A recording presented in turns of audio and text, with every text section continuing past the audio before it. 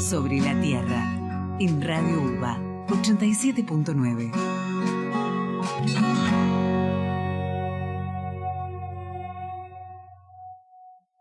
Primera parte en Sobre la Tierra y estamos comunicados con Carla Di Vela, docente de forrajicultura en la FAUBA e investigadora del CONICET en el Instituto IFEBA, también en la FAUBA. Carla se va a referir a un pasto forrajero conocido como festuca alta, sus características e importancia, y a cómo distintos cultivares, Pablo, Santi, toleran y se recuperan del anegamiento, de la salinidad y de su combinación. Hola Carla, estamos acá con Santi y con Pablo. Gracias por estar en Sobre la Tierra. Hola Carla. Gracias. ¿Cómo están? Bien, como para arrancar la entrevista, ¿nos puedes contar un poquito sobre esta festuca que mencionamos en la introducción? Dale, bueno, les cuento. Festuca alta, como bien decías, o Festuca arunicácea, es una especie gramínea forrajera que es muy utilizada, ¿no?, en pasturas, tanto a nivel nacional como también a nivel internacional. Y una de las razones por las cuales se la utiliza tanto es porque presenta distintos cultivares con amplia tolerancia a distintos ambientes, ¿no?, a distintos tipos de estrés. Y además, no solo tolera varios estreses, sino que también tiene una aceptable calidad forrajera, si la comparamos quizás con otras especies de también muy alta tolerancia a estreses, como por ejemplo Agropiro, ¿no? Agropiro es muy conocida por ser una especie que se la suele introducir en ambientes quizás más marginales, pero Festuca arunicácea o Festuca alta vimos que también, ahora bueno, no me voy a adelantar, pero además tiene una mejor calidad forrajera, ¿no? Claro, o sea, vos y tu grupo realizaron investigaciones previas sobre esta misma especie. ¿Sobre Agropiro o sobre Festuca? No, sobre festuca. Ah, sí, sobre Festuca, sí. O sea, este estudio que les voy a contar es como el primero, uno de los preliminares que hicimos, y seguimos después, ahora continuando en la línea de estudio con Festuca. Perfecto. ¿Y qué los llevó a estudiar el efecto del anegamiento y de la salinidad y su combinación también sobre festuca? Bueno, principalmente, ¿no?, por todo este contexto del cambio climático, ¿no? Y este cambio climático, una de las cosas que se esperan, no solo se esperan, sino que ya están viendo, es, por ejemplo, el aumento en la frecuencia, ¿no?, de eventos climáticos extremos, como por ejemplo el de inundaciones, ¿no?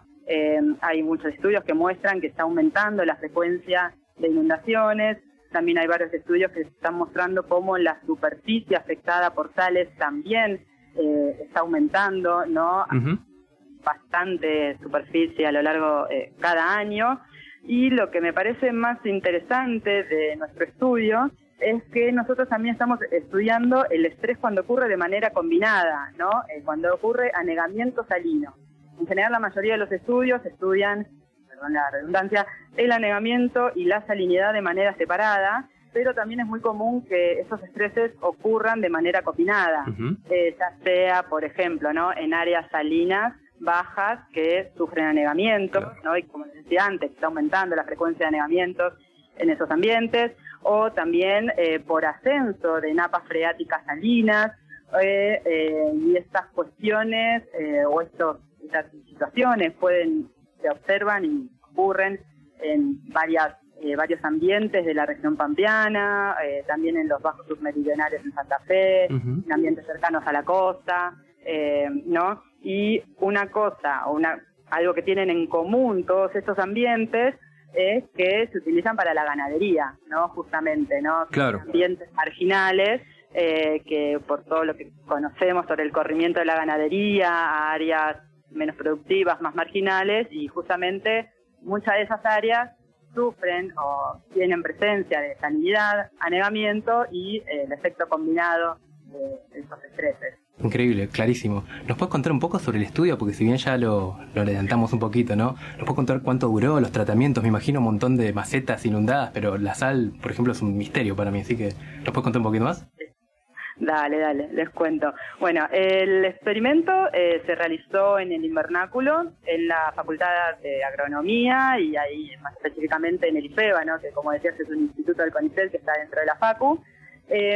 Utilizamos 7 cultivares comerciales, tratando de tener en cuenta tanto cultivares productivos, quizás menos tolerantes, como cultivares que decían, ¿no?, las empresas que eran menos productivos y más tolerantes, y los sometimos durante 14 días a 4 tratamientos, ¿no? Bueno, el tratamiento control a condiciones sin estrés, al tratamiento de salinidad, un tratamiento de anegamiento y de anegamiento salino.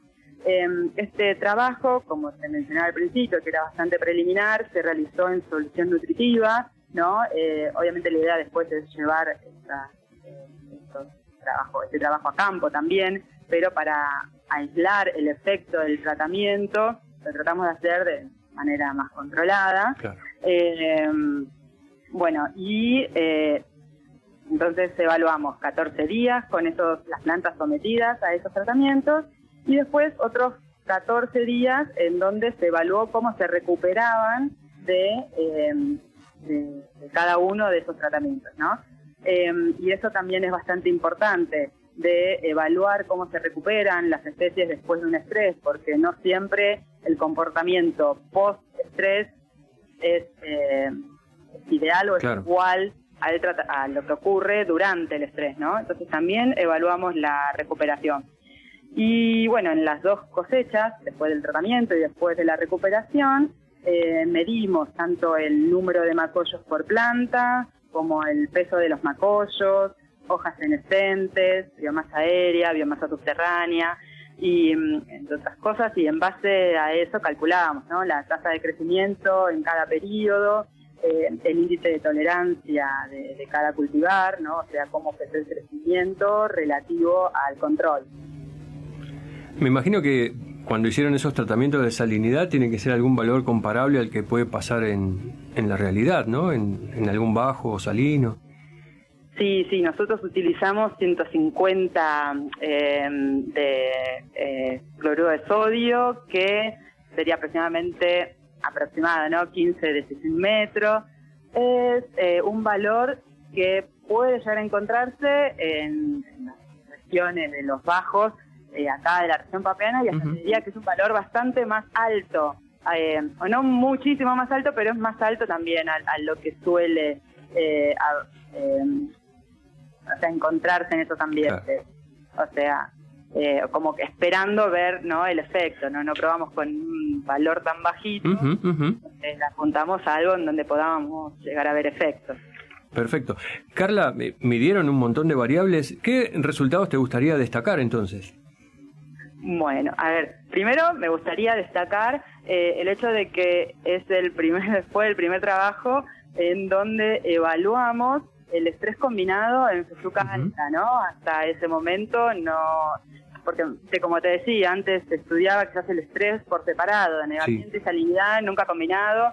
Entonces, y bueno, fue la primera vez que se evaluó qué es lo que pasa con el estrés combinado en festuca.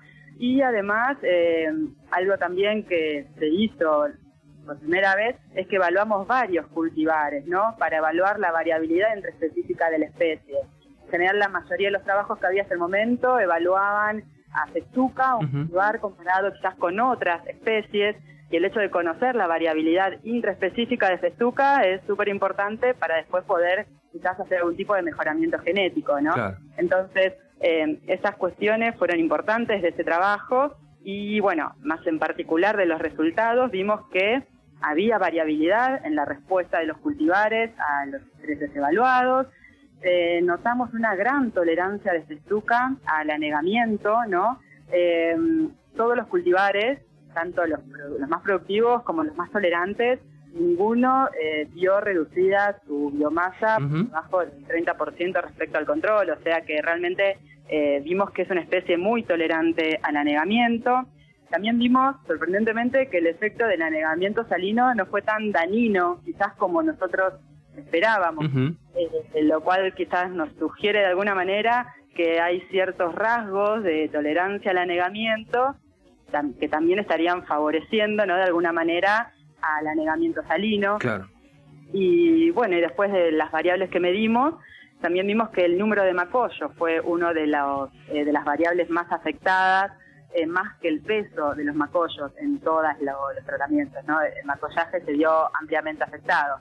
Entonces, aquellas especies que pueden mantener, cultivares que pudieran mantener su macollaje o el número de macollos durante los tratamientos tendrían como una ventaja después en la recuperación. Ujú. Bien, buenísimos los resultados. Ahora, ¿nos puedes contar un poco las implicancias que surgieron después de esto? Porque recién mencionaste algo de productivas, pero para futuras investigaciones, por ejemplo. Sí, seguro. Bueno, primero, como un poco te adelanté antes, al encontrar variabilidad, ¿no?, entre los cultivares, estos resultados sirven para ahora decir, bueno, claramente se podrían hacer futuros programas de mejoramiento de la especie, ¿no?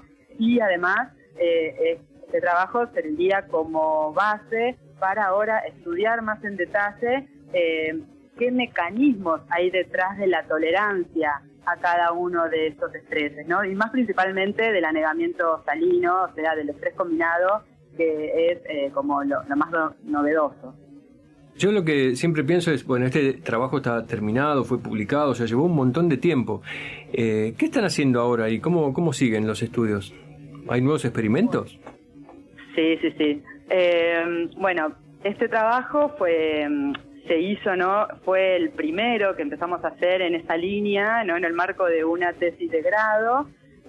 Fue como bastante preliminar, ¿no? Para ver un poco todo y poner a prueba también la metodología para aplicar los tratamientos y todo, ¿no? Y ahora ya estamos evaluando más en detalle cuáles son esos mecanismos fisiológicos, ecofisiológicos que explicarían esa distinta respuesta de los cultivares. Estamos probando en 39 accesiones de Festuca, ¿no? Antes lo hicimos en 7, ahora hicimos un mega ensayo con 39 accesiones de Festuca para ver mejor la variabilidad, para encontrar realmente los cultivares, accesiones más o menos tolerantes a cada uno de los estreses, ¿no? Y de ahí ir y profundizar en cuáles son los mecanismos no involucrados a esos estreses evaluados. Y bueno, y también después, esto más adelante, estamos viendo de qué manera quizás existe un compromiso entre la defoliación y la expresión de esos mecanismos de tolerancia, ¿no? Porque no nos podemos olvidar de que estamos hablando de una especie de forrajera y la defoliación es algo que le ocurre de manera frecuente, ¿no? Durante el año. Entonces después también meter a la defoliación o al estrés de carbono también como otra variable y ver cómo eso también puede de alguna manera afectar la expresión de esos mecanismos de tolerancia. Tremendo, Carla, todo lo que nos contaste tenemos para años en entrevistas en Sobre la Tierra. Millones de macetas. Sí. Después, bueno, obviamente llevar todo esto a campo, también probarlo, hay muchas ideas. Bueno, te agradecemos por estar acá en Sobre la Tierra. Sabemos que tuviste que hacer malabares para poder charlar con nosotros, así que te esperamos acá. Muchas nuevamente. gracias, Carla. Y bueno, seguimos en contacto. No, por favor. Bueno, muchísimas gracias a ustedes. Chao. Hasta luego, chao.